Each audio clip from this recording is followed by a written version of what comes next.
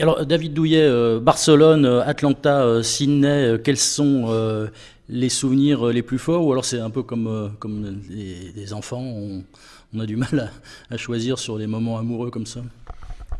Oui, chaque épopée olympique a eu sa saveur en fait. Barcelone, c'était la première fois, donc c'est la découverte.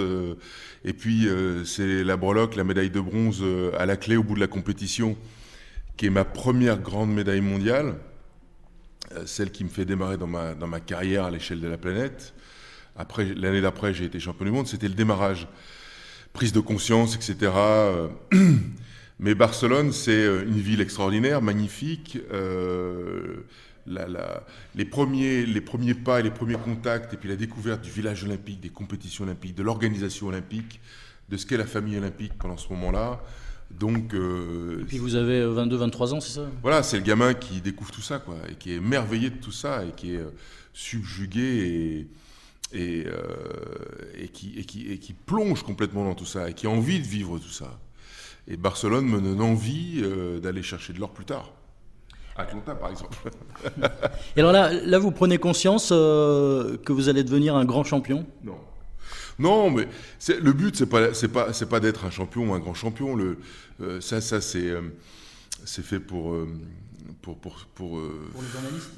Excusez-moi, j'allais le dire, je voulais pas le dire. Non, Mais mais si. voilà, quand on est concerné, le principal concerné, on a juste envie d'aller au bout de ses rêves, quoi. C'est tout. Moi, c'est des rêves d'enfants qui se réalisent en réalité, que ce soit au jeu, au Championnat du monde. À travers ma passion qui est le judo, à travers ma passion qui est la compétition, ces deux passions-là, ce couplage-là, la prise de conscience que j'ai cette chance d'avoir une vie extraordinaire, et de la vivre pleinement. Donc c'est quelque chose de remarquable, fantastique, mais à l'époque je m'en rendais déjà compte et je suis très heureux de ça, parce que certains s'en rendent pas compte. Et alors vous faites partie d'un club très très fermé quand même, votre nom rayonne à l'international. Ça c'est pareil, peu importe. J'ai pas fait de judo pour être connu, hein. Ça, sinon j'aurais peut-être choisi autre chose. Oui, mais ça c'est la découverte. Et puis il y a aussi des inconvénients, faut pas non plus, hein, tout n'est pas extrêmement formidable. Quels inconvénients? Oh, ben, la notoriété, puis la gestion de la notoriété. Avant, vous êtes tranquille, vous avez votre monde, votre univers, vos connaissances, vos copains, votre famille, etc. Puis d'un seul coup... C'est dément une médaille d'or, enfin, oui, ça change la vie. bah oui, parce que d'un seul coup, tout le monde vous connaît. Et donc, quand vous allez le matin acheter votre pain ou croiser n'importe qui, chaque personne va vous dire un petit mot, un petit clin d'œil ou un regard, et on se sent regardé tout le temps, quoi. Au début, c'est un peu compliqué. Je dis pas que c'est désagréable, hein, mais c'est un peu compliqué. C'est pas évident. Parce qu'on n'a pas prévu ça, parce que c'était pas un but. Alors quand même, une dernière question dans ce style. Vous avez votre nom dans le dictionnaire, Légion d'honneur, ministre des Sports quand même. Un peu de cinéma avec Gérard Jugnot. La marionnette dans les Guignols de l'info. De quoi êtes-vous le plus fier? Oh, encore une fois, je me suis pas entraîné, j'ai pas vécu cette vie d'athlète pour tout ça. Ça m'a ouvert des horizons incroyables, ça m'a ouvert des portes incroyables, ça m'a offert une vie incroyable. C'est d'ailleurs la raison pour laquelle vous avez parlé d'avoir été ministre des Sports. J'ai fait ce passage dans ma vie de vouloir rendre à mon pays ce qu'il m'a donné. Et ça a été mon engagement politique. Voilà, je dis ça a été parce que même si je suis encore élu à la région, pour moi ça a été un engagement politique. Et c'est une vie qui se termine. Voilà. Donc j'ai été très heureux et j'ai connu plein de choses, y compris le fait de participer à un gouvernement. Mais tout ça pour vous dire que j'ai vécu les choses simplement et tout ça n'était pas calculé en réalité. Simplement, un gamin en Seine-Maritime qui grandit dans un village de 600 habitants a envie de faire du judo, il en fait, ça devient sa passion, et puis après, c'est une histoire incroyable, quoi.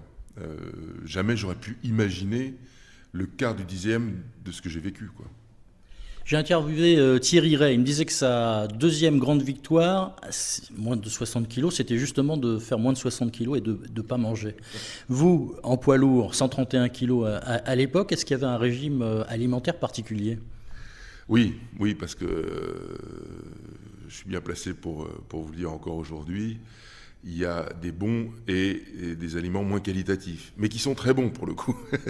Non, il faut toujours faire gaffe, quoi. C'est ça qui est embêtant, surtout quand on a... Mais un corps de 131 kilos, il faut bien le nourrir.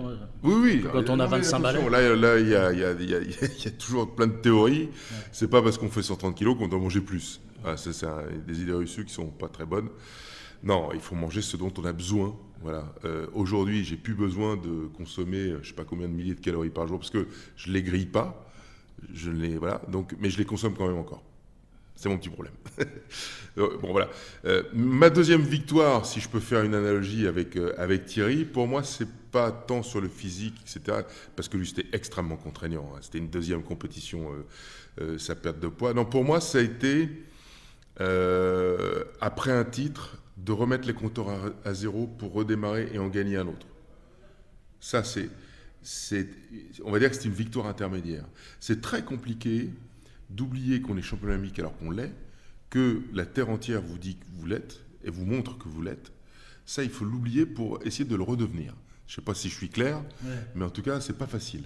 Ça, c'est une vraie victoire. Ça, c'est une vraie victoire parce qu'en fait, le lendemain de votre médaille, tous les gens que vous allez croiser dans la rue, tous les gens que vous allez rencontrer, vous en parlent. Et donc, faut se rendre compte de ce que c'est. C'est un vrai lavage de cerveau, quelque part. Et si jamais on se laisse aller là-dedans, à le croire qu'on est le meilleur, etc., c'est fichu.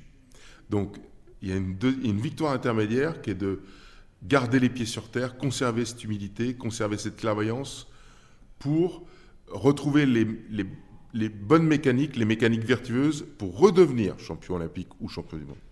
Voilà. Vous avez reçu une médaille d'or, me semble-t-il, à Atlanta, j'ai lu ça sur votre page Wikipédia, qui n'était pas la vôtre. Oui. Est-ce que vous pouvez m'expliquer ? Ils se sont trompés. J'ai eu la médaille des lourdes féminines, qui était une très sympathique chinoise d'ailleurs. Et elle a eu mes médailles. On s'en est rendu compte en réalité quand on est rentré chez nous, parce que il fallait bien voir sur la tranche de la médaille que la catégorie de poids et donc le sexe de la médaille était écrit sur la tranche, gravé sur la tranche, mais en tout petit. Donc j'ai lu que c'était la médaille féminine, en fait, lourde féminine. Et elle s'est aperçue que c'était... Donc on s'est échangé les médailles 1 an plus tard au Championnat du Monde. Voilà. Donc c'est très sympa, c'est très marrant, c'est très drôle. Alors ces médailles d'or, qu'est-ce que vous en avez fait ? Elles sont chez moi. Elles sont chez moi. Vous dire... Non, pas précisément, mais je sais pas trop. qu'est-ce que vous en faites ? Vous les montrez comment ? Il y a plein de gens qui vous demandent de les voir, enfin des amis comme ça. Comment ça se passe ? Ah non, mes amis s'en fichent complètement, puis ils ont bien raison. Mes enfants aussi. Enfin bref, là-dessus tout va bien. Quelquefois, la dernière fois que je les ai donnés, c'est un de mes amis. Député du Nord, Nicolas, un député socialiste d'ailleurs, qui m'a demandé mes médailles parce qu'il avait sur sa circonscription, une usine de fabrication de médailles. Et donc il faisait une exposition, le thème étant la médaille, et il m'a dit, est-ce que je te les prête ? Donc il les a exposés. Je sais plus trop où c'est, dans le Nord, voilà. Et voilà, c'était assez marrant. Alors, ce qui était drôle, c'est que il me dit, mais tu me les donnes comme ça ? Je dis, oui, tu veux que je les donne comment ? Il me dit, mais c'est assuré, etc. Je dis, oui, c'est mon assurance, quoi. Je sais que tu vas pas me les piquer, toi.